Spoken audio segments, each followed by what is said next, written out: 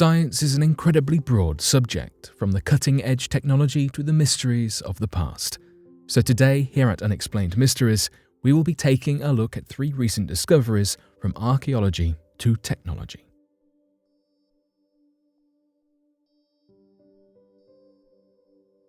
An archaeologist said that parts of Stonehenge were there before humans. Stonehenge is one of the largest mysteries in the UK. Found in the Salisbury Plain, the stone circular monument has invited plenty of questions throughout the years, with many tourists popping by to see the strange stone circle. No matter how popular the site has become, this wonder of the world has had many people asking why the stones were moved to a seemingly random hill in Salisbury, and who put the stones there. Now, after years of research, some archaeologists believe they may have some more answers. Mike Pitts, an archaeologist who is just one of a few to have had the opportunity to carry out excavations at Stonehenge, is at the forefront of this 2018 research. He has suggested that the largest, most important stones at Stonehenge, known as sarsens, could have been sat on that Salisbury hillside for millions of years, predating humans in the area. In the 1970s, archaeologists thought that the sarsens did not naturally form on Salisbury Plain, but rather that the people who built the fascinating monument randomly chose this hillside and lugged the ginormous stones from Marlborough Downs, which sits 20 miles away. For decades, this was a prompt for many questions. Why would you move the stones so far when it would be far easier to build Stonehenge in Marlborough Downs? Though evidence found by researcher Mike Pitts could answer this question. 2 of the stones, stone 16 and heel stone, are not carved or altered at all in their shape. A much more fascinating characteristic is that when the stones line up, they match up to the horizon where the sun sets on the winter solstice and rises come the summer solstice. Thousands of years ago, stones that track the sun so nicely could have had quite the role to play. Stone 16 and heel stone are presumed to have had a great deal of significance to the nearby residents when the structure was built. Pitts' evidence that the stones have been here all along and were not dragged up the hillside is founded from 2 holes close to the stones. Close to the base of the heel stone, a hole 20 feet in diameter was found. Pitts' theory is that this was once a hole with the heel stone inside it, as it is too large to have been dug to support one of the stones forming Stonehenge as we see it today. Pitts believes the stone was excavated and placed higher on the same hillside, hence the odd hole. He stated, "If you are going to move something that large, you would dress it before you move it, to get rid of some of the bulk," he continued, explaining that this suggests it has not been moved very far. The other noteworthy hole is one close to stone 16. Similarly to the hole by the heel stone, it is thought that the stones could have been moved to be higher and line up along the solstice axis, followed by the rest of Stonehenge. Further research has shown that the stones were formed in the Tertiary period, and Pitts explained that research planned for the future using radiocarbon dating will hopefully show features we associate with Middle Neolithic ritual features, proving our theories correct. There are plenty of theories floating around about Stonehenge, from where it came from and what it was for, with some even suggesting that it was a burial site during the late Neolithic period. Evidence for this also uses the 2 holes mentioned above, as well as bones around the site too. Other theories focus on the way they align not only with the sun, but the moon and stars too, suggesting some sort of celestial significance. Another popular idea surrounds healing properties. With so many ideas and theories around, it can be tricky to differentiate the archaeological from the speculatory.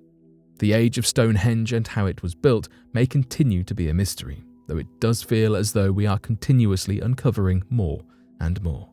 Perhaps in the not-too-distant future, we'll find a more concrete answer.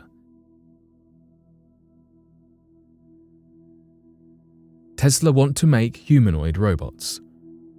A robot uprising is part of many sci-fi and dystopia classics, though with the robots that are being developed, from Alexa to more complex AI, some are worried that it will not be long before this terrifying trope is part of our lives. This is not helped by the 2021 announcement that Tesla is working on a TeslaBot, a humanoid robot that Elon Musk claims could have a working prototype by 2022.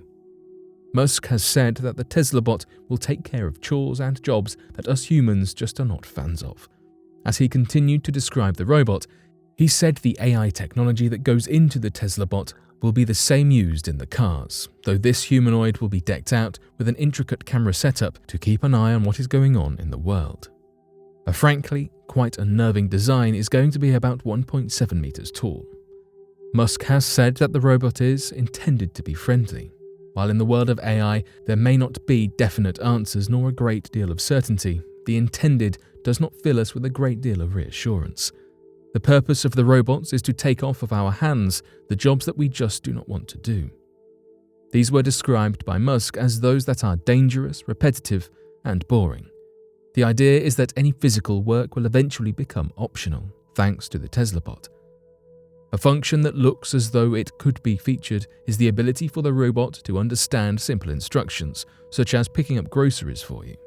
Musk hopes that the Tesla bot could even fill the labor gap, though others are concerned about jobs being taken away from humans in need of work.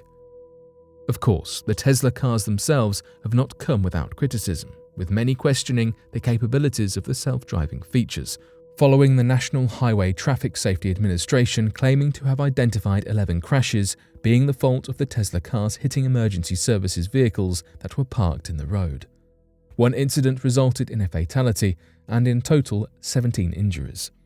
Despite these incidents, Musk maintains his view that the Tesla self-driving system is safer than humans on the road. Whatever your personal opinion is, I am sure you can understand the concerns of those wary about the Tesla AI in cars, never mind the same system being used to create humanoids allegedly capable of taking jobs over for us. The world of AI is controversial as it is, though the work of Tesla and Elon Musk himself has caused an even greater divide, with some cheering on the scientific advancements and others wary of the economic and social implications. US scientists created smallest ever flying structures. Engineers at Northwestern University have created electronic microchips as small as a grain of sand that can fly. These microchips are so tiny they are not fitted with a motor or an engine, but are designed to catch the wind as it flies. Even though they are tiny, the potential of these microchips is huge.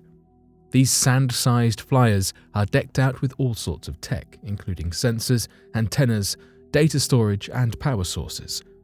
The lead engineer, John A. Rogers, said that this would allow miniaturized electronic devices to sense the environment for contamination monitoring, population surveillance, or disease tracking. He later said that the biological world acted as inspiration for the design. The flying microchips are modelled after maple trees, the trees with the propeller seeds that would twirl down like helicopters. The similar patterns and research from observations meant the team could create an aerodynamic product that would be evenly spread and keep steady whilst flying. Rogers explained this in a scientific manner, saying that these biological structures are designed to fall slowly and in a controlled manner, so they can interact with wind patterns for the longest possible period of time. Of course, the design did not magically fall into place first time. There were a number of designs that, following plenty of testing, did not quite make the cut.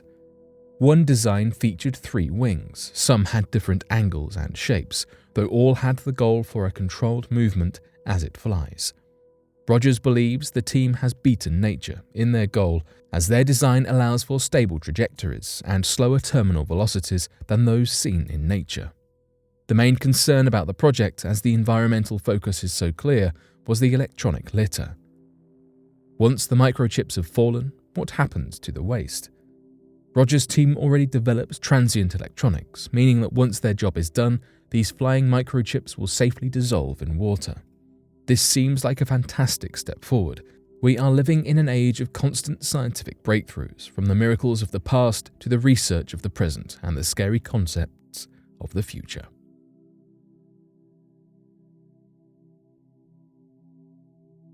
But what do you make of these amazing discoveries? Be sure to let us know your thoughts in the comment section below and help us by growing this community while working to solve these unexplained mysteries. Thank you for watching, and don't forget to subscribe for more videos.